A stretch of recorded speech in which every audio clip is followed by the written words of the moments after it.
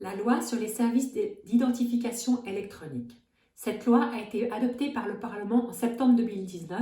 Elle fixe les bases pour créer une identité numérique. C'est une sorte de super login, de e-ID ou finalement de passeport numérique.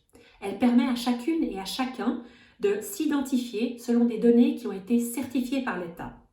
La palette d'utilisation de cette e-ID est très large. Il s'agit bien sûr de l'accès aux services administratifs, que ce soit pour demander un certificat ou une autorisation, mais aussi pour des paiements, paiement de l'impôt ou paiement de e-banking.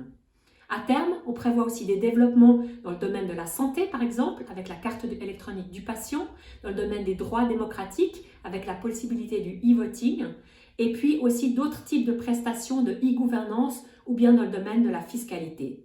On voit donc que ça touche à des domaines hautement sensibles. Quels sont les arguments en faveur du non? Alors, il y a trois arguments principaux. La première, c'est la question des droits.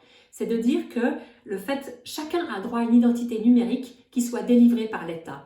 De même que délivrer un passeport physique, c'est une tâche régalienne de l'État, il doit en être de même pour ce passeport numérique. La deuxième, c'est la question de la protection des données. Il est important que la protection des données soit au cœur du système.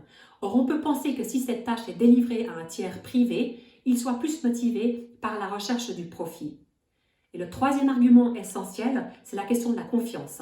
Des enquêtes ont montré que pour que la population ait confiance, fasse appel à cette nouvelle identité et fasse appel à ces prestations de gouvernance en ligne, il faut qu'elle ait confiance dans le système et elle a confiance si c'est un système qui est garanti de A à Z par l'État.